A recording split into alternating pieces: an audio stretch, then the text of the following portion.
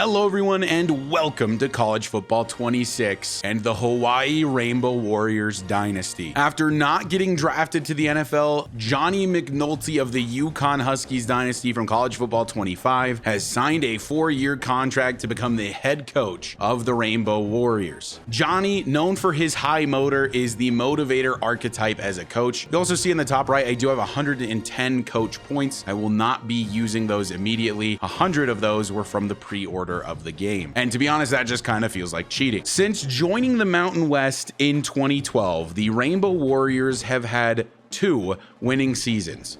3 if you count the COVID shortened season. We're looking to take Hawaii back to the golden age. 2006 and 2007 come to mind, 11-3 and 12-1 seasons, and in 2007 they lost in the Sugar Bowl. The Rainbow Warriors provide a truly unique challenge as they are of course in the middle of the Pacific Ocean, very much on an island. Recruiting for Hawaii is obviously going to be a significant challenge, and I actually want to establish some house rules to make it even more challenging. So to start, while the Rainbow Warriors are rebuilding, we will be recruiting from only pipeline states or Pacific Coast states. So we're looking at Washington, Oregon, California, and although it's not on the coast, I will likely be including Nevada in that if we see any players such as this defensive tackle available. And you guys tell me, should we allow Texas since we have 2 pipeline influence levels there? I'll leave that up to you. Once the rebuild gets going and the team is a bit more established, we can look into changing these house rules as players are more likely to want to play at Hawaii if the program is successful. This Hawaii team is not the most talented roster you've ever seen on paper. There are some decent players such as Peter Manuma, the strong safety from Hawaii, who is going into his senior season. One of the biggest and most exciting acquisitions though for the Rainbow Warriors from this offseason is Demarcus Davis, who is transferring from UCLA to Hawaii. This is a 4-star recruit with star development, and he is a true freshman listed in the game. Unfortunately, it does show him wearing the number 20, and just like last year's game, I have no way to change that number. In fact, I'll show you the player info tab. Nothing you can change about these existing players. So for the time being, unless they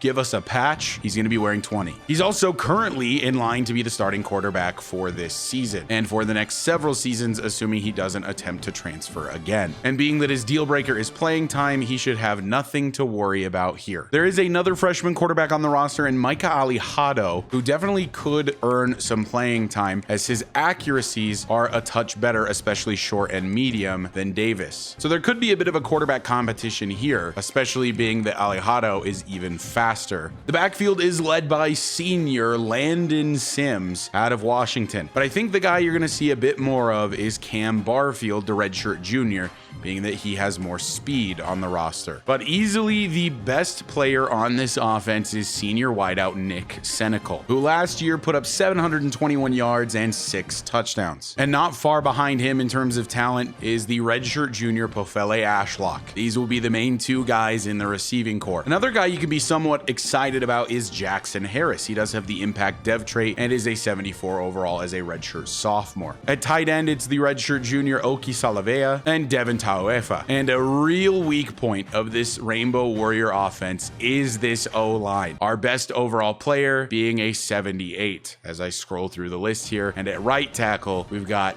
a 65. It gets a little bit better on defense though, with senior edge rusher Tariq Jones, and opposite of him, Elijah Robinson, one of the better players on the whole roster. Not a lot going for us at D tackle right now. Definitely going to be a point of emphasis in recruiting. This year they have distinguished edge from linebacker, so now you've got the Sam, the Mike, and the Will linebackers. And outside of the Sam linebacker, we're actually looking pretty good on the roster, at least not too bad, with guys like Logan Taylor and Jalen Smith, as well as Jemai Otis, who is only a junior. There's actually a decent bit of depth at corner on this Hawaii team, at least a number of players that are 70 overall plus, but they're all on the older side, a number of juniors, a number of seniors, so they'll be graduating in the first couple seasons of this dynasty. And at safety, we're pretty strong as well, with Kilinahe Mendiola Jensen, and behind him, Kona Moore. But as you can see, this Hawaii roster needs a lot of work. Hawaii, of course, plays in the Mountain West Conference,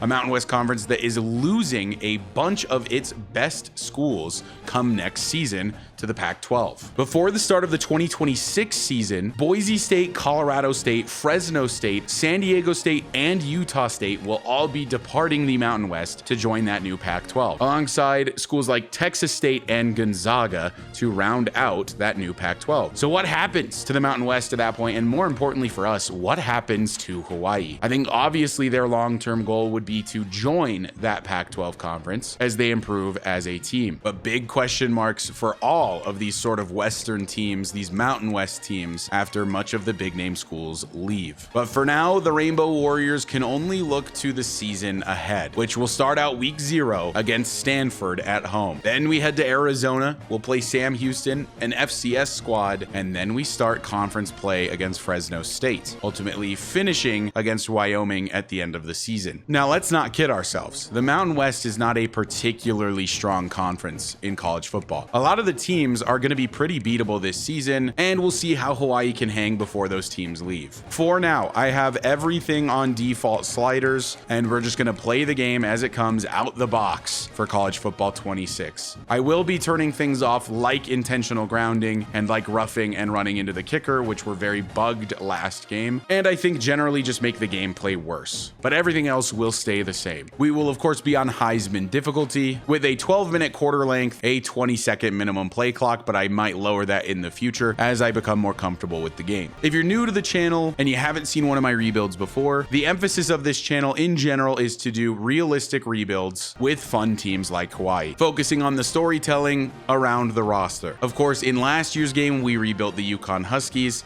and you're more than welcome to go take a look at that on my channel if you'd like. If that sounds like something that would be interesting to you, I would really appreciate it if you'd hit that subscribe button. We're getting very close to 6,000 subs, and hit the like button if you want to see more Hawaii Rainbow Warriors Dynasty. The first gameplay episode will be coming out tomorrow, and my goal is to get through this first season relatively quickly, since I think it's going to be a rough one, and I think things get more exciting when all those Mountain West teams leave for the Pac-12. Thank you guys so much for watching. Give any advice or suggestions down in the comments if you have them, and I will see you all in the next episode of the Hawaii Rainbow Warriors Dynasty.